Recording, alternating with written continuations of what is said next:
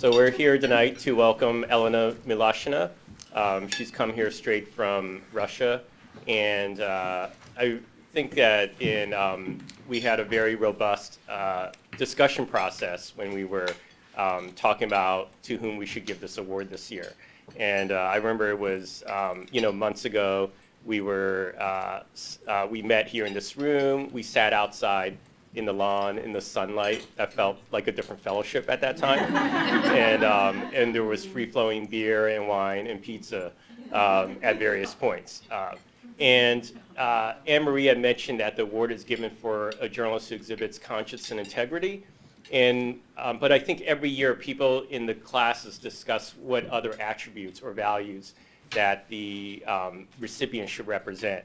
And we had various values that I think we each brought to the discussion. I think there was a consensus that the person should obviously exhibit courage. And I think at this particular moment, we all felt that the journalist should be someone who's been working under pressure and continuing to do great work despite pressure from the state or from some form of sort of authority that is trying to silence journalists. I think we felt that this is important because if you think about every region in the world today, there's a rollback of democratic principles and of the principle of free speech in particular, including here in the United States. So I think that we felt that after much discussion, we felt confident that Elena represented these values, and we were, I think, very happy the day that we came to our decision. And then we told Elena about this, and she was overjoyed with the news. So I think speaking to the idea of the threat from the state, over dinner, Elena told us that Putin had said of she and her colleagues that they're enemies, but not traitors. So we'll see. So we'll see whether, hopefully, it won't cross the next line. But we'll see. At least in his mind, hopefully, it doesn't cross the next line. And Lenka will tell us a little bit more about Elena's journalism. Thank you, Ed, and thank you everyone for coming tonight to celebrate Elena Milashina, our colleague, and this year's awardee, this year's laureate for Lyons Award. It's a real pleasure to have you here, Elena. Thank you for coming. We are used to receiving really depressing and negative news coming from Russia nowadays. And when I worked there as a Czech public radio correspondent, I often thought about what positive I could report on. And soon I figured, what was it for me? It was the brave Russians who were able to go on with their work that challenged the status quo, or maybe that even didn't challenge anything. That was just stating the obvious truths. And those were the people who were able to stick to their professional values, to values and to basic human values, to honesty, to respect to others, and to dignity. Despite growing pressure, there were journalists among these people, and one of them is today among us. It's Elena Milashina. Elena covered a wide range of topics during her career, including the tragedy of Kursk submarine in the early 2000s.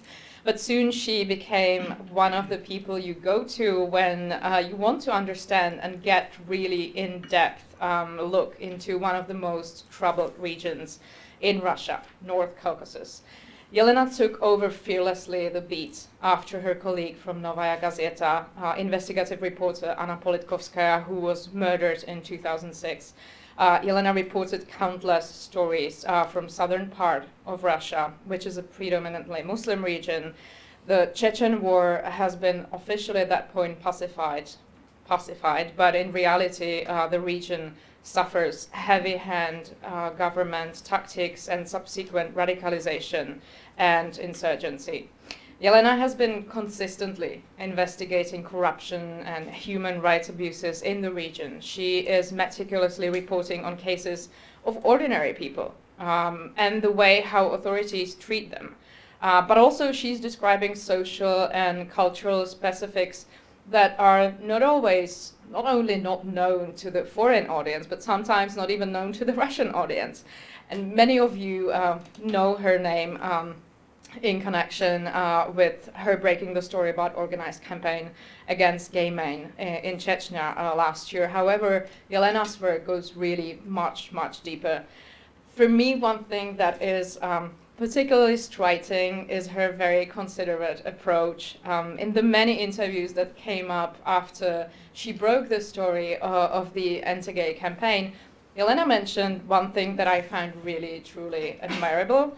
In the time when journalists are really running to, get the scoop and get the best story, she wouldn't publish her story until she was sure that her sources down there on the ground were really safe and out of harm's way.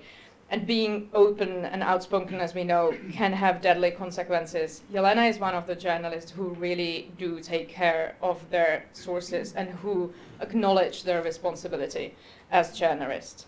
I think her conscience in filing stories from Chechnya and her consistent approach is really admirable. She diligently maps the region that some experts describe as medieval fiefdom, medieval dictatorship, ran as a personal sort of kingdom of local head, Ramzan Kadyrov. And she pieces together a really full and very complex picture, despite that we know that the audiences are used to and sometimes even require us to do or want us to do very swift, clear judgments and black and white still. She's really picturing the region in much more complex way.